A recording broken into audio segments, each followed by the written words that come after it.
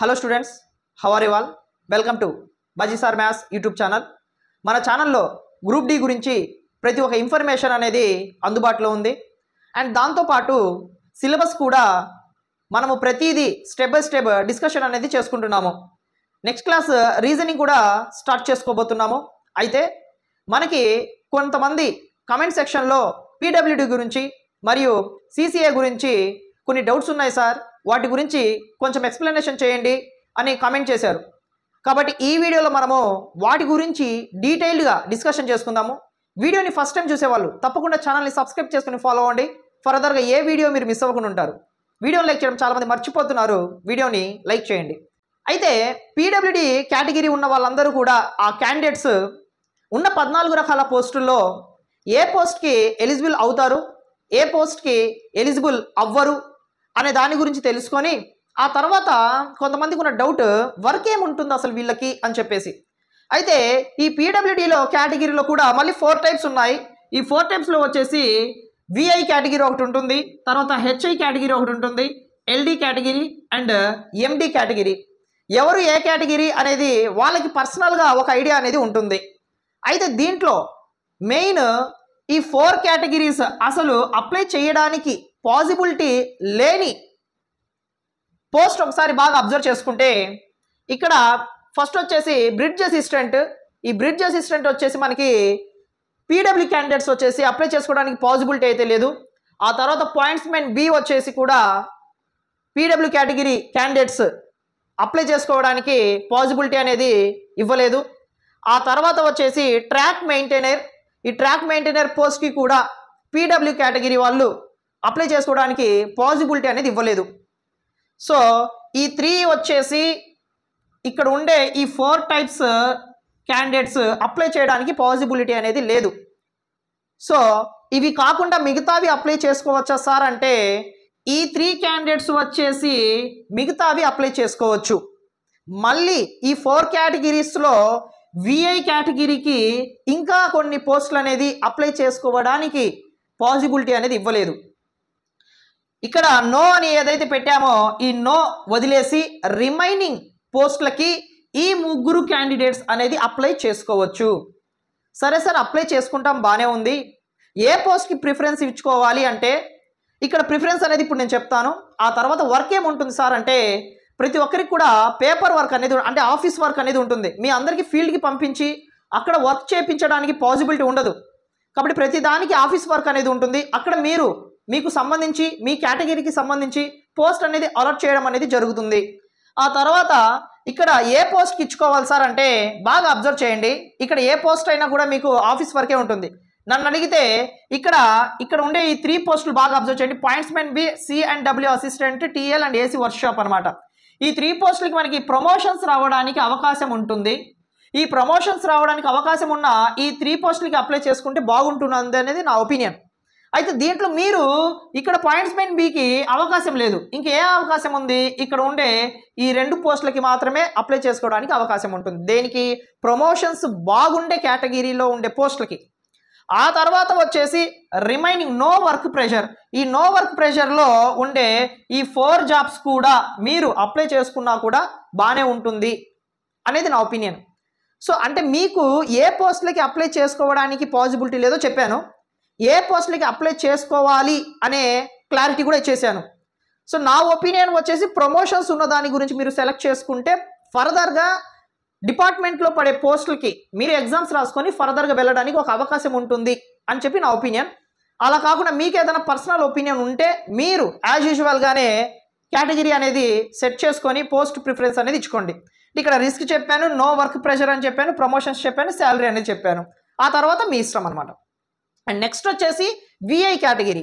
ఈ VI category వాళ్ళు ఇప్పుడు ఇక్కడ రాసిన నో అనే పోస్టులతో పాటు రిమైనింగ్ పోస్టులు కూడా కొన్ని ఉన్నాయి, వాటికి కూడా అప్లై చేసుకోవడానికి పాసిబిలిటీ అనేది ఇవ్వలేదు. ఒకసారి బాగా అబ్జర్వ్ చేయండి. ఇక్కడ విఐ 11 అని పెట్టాను, అంటే టీఆర్డీ అసిస్టెంట్ విఐ కేటగిరీ వాళ్ళు అప్లై చేసుకోవడానికి పాసిబిలిటీ లేదు. ఆ నెక్స్ట్ వచ్చేసి ఇక్కడ సి అండ్ డబ్ల్యూ అసిస్టెంట్, ఇది కూడా విఐ కేటగిరీ వాళ్ళు అప్లై చేసుకోవడానికి పాసిబిలిటీ అనేది లేదు. ఆ తర్వాత సెకండ్ మళ్ళీ ట్రాక్ మిషన్ అసిస్టెంట్, ఇది కూడా విఐ కేటగిరీ వాళ్ళు అప్లై చేసుకోవడానికి పాసిబిలిటీ అనేది లేదు. అంటే ఓవరాల్గా విఐ కేటగిరీ వాళ్ళు 6 పోస్టులకి అప్లై చేసుకోవడానికి పాసిబిలిటీ లేదు. అండ్ రిమైనింగ్ 3 కేటగిరీస్ వచ్చేసి 3 పోస్టులకి అప్లై చేసుకోవడానికి పాసిబిలిటీ లేదు. అవి కాకుండా రిమైనింగ్ ఏదైనా కూడా మీరు ఈజీగానే అప్లై చేసుకోవచ్చు. మీకు ఆఫీస్ వర్క్ ఉంటుంది. సో ఆఫీస్లో మీకు సంబంధించి ఏదో ఒక వర్క్ అనేది అలాట్ చేస్తారు, దానికి సంబంధించి మీరు వర్క్ అనేది చేసుకోవచ్చు. అండ్ ఇంకొంతమందికి వచ్చిన డౌట్ ఏంటంటే పీఈటీ ఉంటుందా అని చెప్పేసి, అంటే ఫిజికల్ టెస్ట్ ఉంటుందా సార్ అంటున్నారు. నో, ఫిజికల్ టెస్ట్ అనేది మీకు ఉండదు. ఓన్లీ మీకు మెడికల్ ఉంటుంది. ఫస్ట్ సిబిటి కండక్ట్ చేసుకుంటారు కదా, సో అది కంప్లీట్ అయిపోయిన తర్వాత మీకు వెంటనే మెడికల్ అనేది ఉంటుంది. అంటే పీఈటీ వచ్చేసి ఉండదు. సో వీటికి సంబంధించి డీటెయిల్డ్గా నెట్ పాయింట్లో మీకు ఒక ఫోటో అనేది కూడా రిలీజ్ చేయడం జరిగింది. సో ఎవరికైనా ఇంకా ఏదన్నా డౌట్ ఉంటే సో గూగుల్లో మీకు నెట్లో ఒక ఫోటో అనేది వచ్చింది. అంటే ఏ కేటగిరీ ఎస్ నో అని చెప్పేసి కూడా ఉంటుంది. సో మీరు ఇక్కడ ఉండే కేటగిరీస్లో ఏదనేది మీకు తెలుసు కాబట్టి ఆల్రెడీ, సో మీరు ఎస్ ఉందా నో ఉందా అనేసి ఒకసారి చెక్ చేసుకొని ఆ జాబ్కి అప్లై చేసుకోండి. ఓకేనా. సో నెక్స్ట్ వచ్చేసి సిసిఏ కేటగిరీ. ఈ సిసిఏ కేటగిరీ వచ్చేసి బాగా అబ్జర్వ్ చేయండి. మీరు 10th ప్లస్ ఐటీఐ, ఈ ఐటీఐ చేసిన తర్వాత మీరు కన్ఫామ్గా 1 ఇయర్ అనేది అప్రెంటిస్ చేస్తుంటారు. అయితే దాంట్లో మీకు ఖచ్చితంగా మీరు చేసే వర్క్ అనేది ఎలా ఉంటుంది అనేది మీకు ఆల్రెడీ తెలుసు, ఒక ఐడియా అనేది ఉంది. మిగతా వాళ్ళతో కంపేర్ చేసుకున్నా, ఫ్రెషర్తో కంపేర్ చేసుకున్నా మీరు వచ్చేసి ఆల్రెడీ ప్రతి ఒక్క దాని మీద ఒక ఐడియా అనేది ఉంటుంది.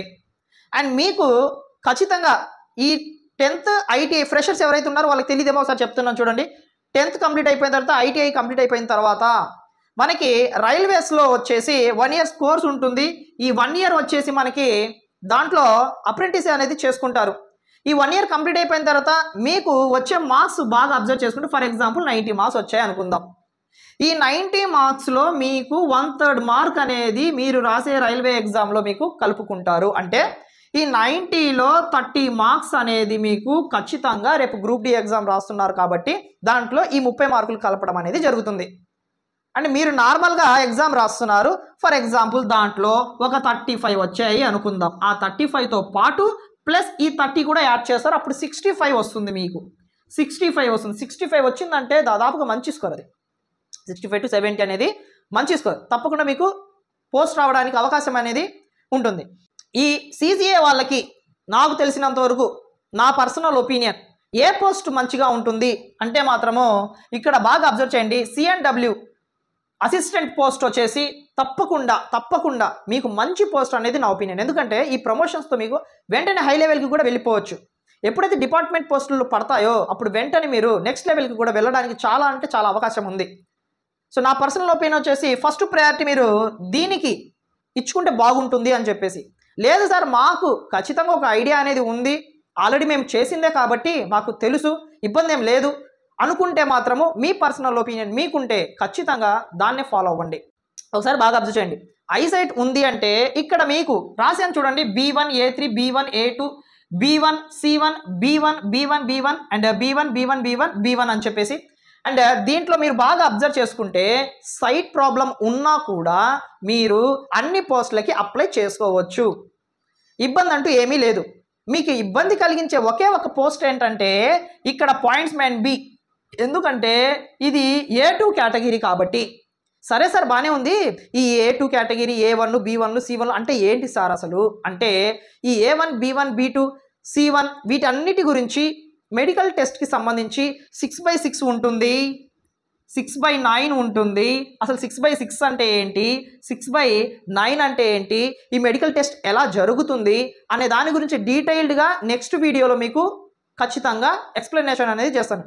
దీంట్లో చేస్తే మొత్తం క్లమ్జీ అయిపోయి లాంగ్ అయిపోతుంది అని చెప్పేసి మీకు మెయిన్ ఈ వీడియో పీడబ్ల్యూ కేటగిరీ వాళ్ళకి అండ్ సిసిఏ కేటగిరీ వాళ్ళకి, మెయిన్ ఐసైట్ ఉన్న వాళ్ళకి ఒక చిన్న డౌట్ అడిగారు వాళ్ళకి మెయిన్ వచ్చేసి ఈ పాయింట్స్ మ్యాన్ A2 వచ్చింది కాబట్టి ఈ A2 ఒక్కటి మీరు లాస్ట్ ప్రిఫరెన్స్గా ఇచ్చుకొని మిగతాది యాజ్ యూజువల్గానే శాలరీ కావాలా ఈ 3 పోస్టులు, ప్రమోషన్స్ కావాలా ఈ 3 పోస్టులు, ఈ 3 పోస్టులో పాయింట్స్ మ్యాన్ బి వచ్చేసి లాస్ట్ ఇచ్చుకోండి ఐసెట్ ఉన్న వాళ్ళు. నో వర్క్ ప్రెషరా అయితే ఫస్ట్ వీటికి ప్రిఫరెన్స్ ఇవ్వండి. లేదా నేను ఎలా అరేంజ్ చేస్తాను సార్ అంటే రిస్క్ ఉన్నవి ఇవి కూడా ఇచ్చుకుంటే మీ ఇష్టం. అది నా ఒపీనియన్ ఏంటంటే ఈ రిస్క్ ఉన్నది లాస్ట్లో ఇచ్చుకొని ఆ పాయింట్స్ మెయిన్ బి కూడా లాస్ట్లో ఇచ్చుకొని మిగతాదంతా కూడా ఫస్ట్ ప్రయారిటీగా ఇచ్చుకుంటే బాగుంటుంది అనేది నా ఒపీనియన్ అనమాట. ఓకేనా? అండ్ నెక్స్ట్ వీడియోలో వచ్చేసి తప్పకుండా ఈ A1 A2 B1 B2 ఈ C1లు అంటే ఏంటి, ఈ 6/6 6/9 అంటే ఏంటి, మెయిన్ ఇదంతా కూడా ఐసెట్ ప్రాబ్లం ఉన్న వాళ్ళకే మెడికల్ టెస్ట్ అనేది చేస్తూ ఉంటారనమాట. వీటి గురించి నెక్స్ట్ వీడియోలో డీటెయిల్గా మనం డిస్కషన్ చేసుకుందాం. సో మీ అందరికీ ఒక క్లారిటీ వచ్చింది అనుకుంటున్నాను. ఇంకా ఏమైనా డౌట్స్ ఉంటే కమెంట్ సెక్షన్లో కమెంట్ చేయండి. నేను బిజీ షెడ్యూల్ వల్ల మీకు రెస్పాండ్ కొన్ని కమెంట్స్కి అవుతున్నాను, కొన్ని కమెంట్స్కి కాలేకపోతున్నాను. సో కాలేకపోయి నేను చూస్తున్నాను ప్రతిదీ కూడా. దాంట్లో ఏదైనా ఇబ్బందికరంగా ఉండే కమెంట్ ఏమైనా ఉంటే తప్పకుండా దాని గురించి నేను వీడియో అనేది చేస్తాను. సో ఎవరు కూడా ఇబ్బంది పడొద్దు, రిప్లై ఇవ్వలేకపోయారే సార్ అని చెప్పేసి. సో వీడియో ఇప్పటిదాకా చూసావు కదా, స్టార్టింగ్లో చెప్పిన ఇప్పుడైనా మన ఛానల్ని సబ్స్క్రైబ్ చేసుకుని ఫాలో అవ్వండి. ఫర్దర్గా ఏ వీడియో మీరు మిస్ అవ్వకుండా ఉంటారు. వీడియోని లైక్ చేయడం చాలా మర్చిపోయారేమో, లైక్ చేయండి. అండ్ దీంట్లో క్లాసెస్ అనేది ఆల్రెడీ సిలబస్ స్టార్ట్ అయింది కదా. సో ఆ సిలబస్ ప్రకారంగా మనం చెప్పుకున్న క్లాస్ మళ్ళీ యాజ్ యూజువల్గా తప్పకుండా టెస్ట్ అనేది కండక్ట్ చేసుకుంటున్నాము. ఆ టెస్ట్ చాలామంది జాయిన్ అయ్యారు, టెస్టులు కూడా రాసుకుంటున్నారు. సబ్స్క్రైబ్ పక్కన జాయిన్ బటన్ ఉంటుంది, దాని మీద క్లిక్ చేసి మీరు జాయిన్ అయ్యారు అంటే మాత్రం 89 రూపీస్ పే చేసి మెంబర్షిప్ అనేది తీసుకుంటారు. సో ఆ మెంబర్షిప్ తీసుకున్న వాళ్ళకి మెంబర్షిప్లో మీరు క్లిక్ చేస్తే దాని కింద టెస్టులు అన్నీ ఉంటాయి అన్నమాట. ఎవరైతే తీసుకున్నారో వాళ్ళకి అవన్నీ కనిపిస్తాయి. మేము చెప్పుకున్న క్లాస్కి తప్పకుండా ఆ క్లాస్ ఆ టాపిక్ మీద టెస్ట్ అనేది కండక్ట్ చేసుకుంటాం. టాపిక్ విన్నావు, ప్రీవియస్ ప్రాబ్లమ్స్ చూసావు, దాని మీద ఖచ్చితంగా ఒక టెస్ట్ అనేది రాసావు. అప్పుడు ఆ టాపిక్ మీద ఫుల్ అనాలిసిస్ అనేది నీకు వస్తుంది, బాగా అర్థమవుతుంది. ఫర్దర్గా నువ్వు రేపు ఎగ్జామ్ పాయింట్ ఆఫ్ వ్యూలో కూర్చున్నప్పుడు కూడా దాని గురించి మంచి క్లారిటీ అనేది ఉంటుంది. తప్పకుండా ఎవరు మిస్ చేసుకోవద్దు. సో ఫోర్స్ ఏం లేదు, ఎవరికైతే ఇంట్రెస్ట్ ఉంటుందో వాళ్ళు మాత్రమే జాయిన్ అయ్యి సో తప్పకుండా యూస్ చేసుకుంటారని అనుకుంటున్నాను. నెక్స్ట్ వీడియోలో మళ్ళీ మీట్ అవుదాము. Thank you so much.